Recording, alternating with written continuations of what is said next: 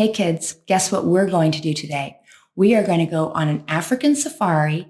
We are going to soar to the Riviera, and we're going to see a geyser erupt. If any of that sounds fun to you, keep watching.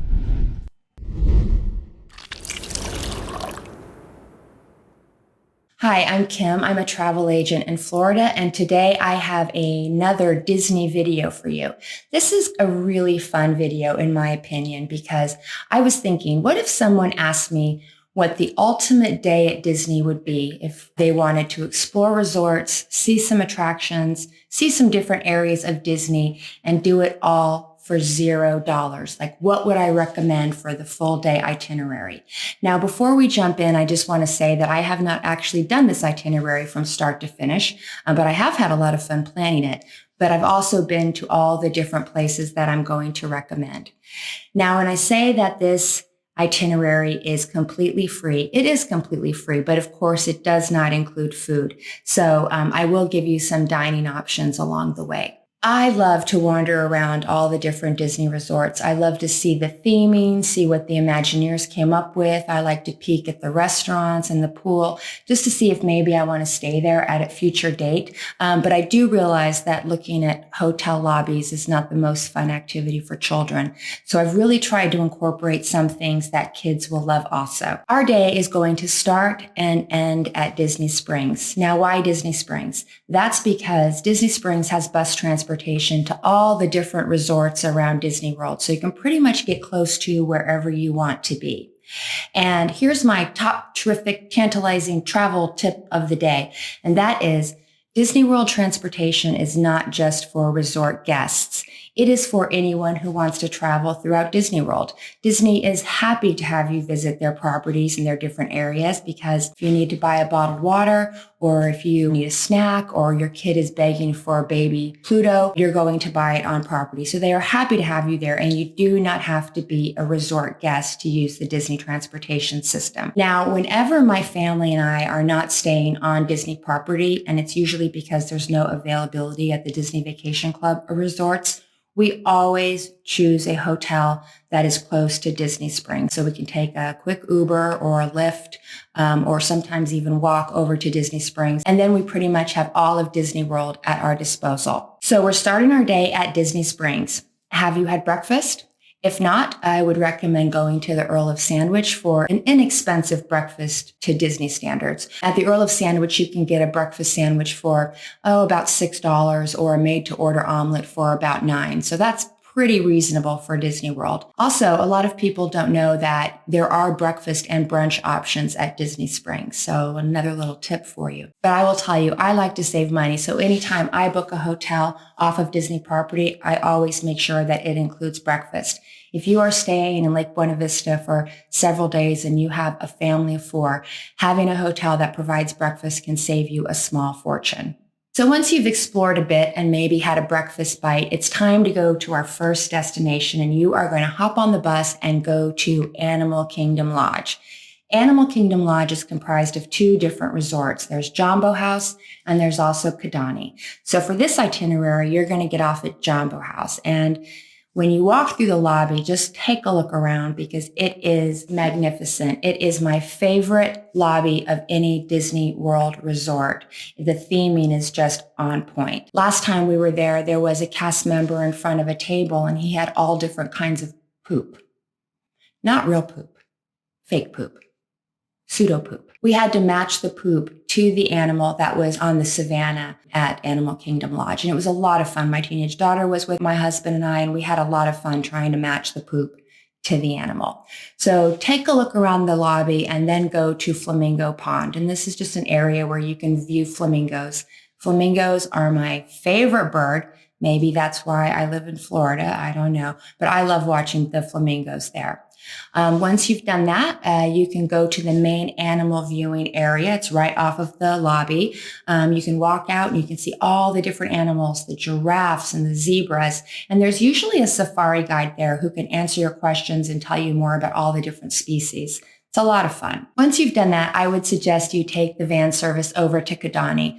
Just go to the front entrance and tell the bellman that you want to go to Kidani, and the van runs about every 10 minutes. Now, why should you go to Kidani? It's because the animal viewing areas are much closer at Kidani than they are at Jambo House. So you can really get some good views of all the different animals. Now, if you're hungry for lunch by now, I would highly recommend going to Sinai. You're going to need reservations, but Sinai is at Kidani. It's one of my all-time favorite restaurants at Disney World. It's African, Indian themed, but don't worry, if you've got kids with you, they have the traditional burgers and pizza. They have great curries, and I am obsessed with their Indian bread service as an appetizer. It is so good. I could actually just make a meal off of that. Also, Sinai is the only restaurant where you can actually view the animals on the Disney Savannah, so that's also very cool. It's definitely worth a splurge, but if you want a less expensive option, or if you're just not ready for lunch yet, Jambo House does have a quick service, but there is no quick service at Kidani. Once you've completed your safari, it's time for your next destination. Just hop on the bus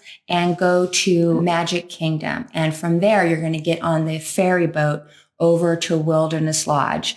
The boat rides at Disney are a lot of fun. In fact, my son, when he was little, he enjoyed the Disney boat rides about as much as the Disney park rides. Now, there are plenty of fantastic things to see at this resort, but one of the must visits, in my opinion, is Fire Rock Geyser. This geyser is modeled after Old Faithful, and it erupts every hour. The water goes up over 100 feet, and I never get tired of watching this. I like to go just because I like to see the reactions of all the kids. The geyser was recently closed for refurbishment, but I believe it is active again now. After that, you're going to go into the lobby and take a look at the incredible 82-foot fireplace. It is gorgeous and so cozy. And don't worry, if it's August, doesn't matter. They keep the lobby nice and cool. They also have really nice rocking chairs in front of it so you can just sit out and relax. So while you're relaxing and enjoying the fire, the kids can look at all the different totem poles, or they can hunt for the hidden Mickeys. When I was staying at Wilderness Lodge, the concierge staff would give kids clue sheets so they could, do a little scavenger hunt looking for hidden Mickeys. Once you're done resting, go on out to Geyser Point Bar and Grill. This is just a gem. It's out by the pool area. It's very secluded, and it has wonderful views of all the different trees and the lake. And you just feel like you are completely somewhere other than Disney because all you can see is nature. They have food there. They also have drinks. I'm obsessed with this sangria. If you have not seen my video, best places to get cocktailed at Disney World, I will link it up here. Go there, have a drink. If you're hungry, maybe try their cult favorite bison bacon burger. Try saying that 3 times fast and just enjoy the views, take some pictures, take some selfies, and just enjoy this incredible place. Next, you're going to take the bus to Hollywood Studios. And when you get to Hollywood Studios, you are going to get on the Skyliner. Disney's Skyliner is fairly new, and it is a gondola system that holds about 10 people. Last time I was there, due to the COVID situation, they were only allowing one party or one family in each car. But this is a great, fun thing to do that is absolutely free. As you take off from Hollywood Studios, make sure you look around. You are going to get a fabulous view of the park, including the Tower of Terror. You'll get off at the Disney's Caribbean Beach Resort, and then you're going to transfer to another Skyliner onto Disney's Riviera Resort. This is Disney's newest resort. I have been there once. It is very impressive, but I will say that it is more themed for adults, in my opinion, than for kids. But it is worth a 30-minute stop because it has some of the most beautiful artwork I have seen at any Disney property. They have absolutely gorgeous mosaics of classic Disney stories and all of the castles, and they are just incredible. So go in, take a look, take some pictures, and then get ready for your next stop. When you're done admiring the artwork, you're going to get back on the Skyliner, and this time you're going to take it to Epcot. When you get to the Epcot station, it's a pretty easy, quick walk over to Disney's Boardwalk. Disney's Boardwalk is fashioned after the boardwalks at Atlantic City and Coney Island, and it is just a fun place to explore. I also recommend popping in the shops here. I found some really unique Disney souvenirs and things in these shops, so it is worth a visit. If you need a snack by now, I would head to the Boardwalk Bakery. They've got some delicious baked goods.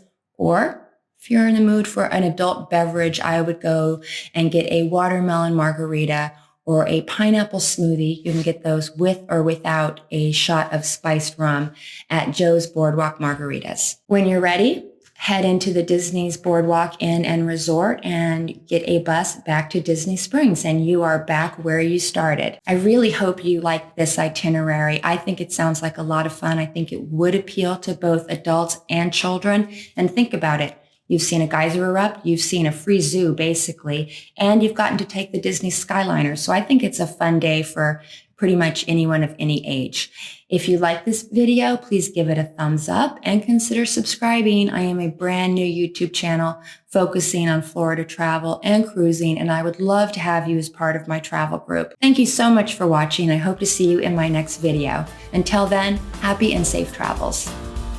All different kinds of poop. Not real poop, fake poop, pseudo poop.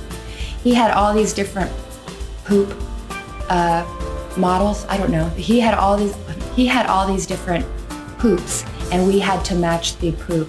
Can I say poop one more time? Poop. We had to match the poop to the animal that was on the savannah. We had a lot of fun trying to match the poop to the animal.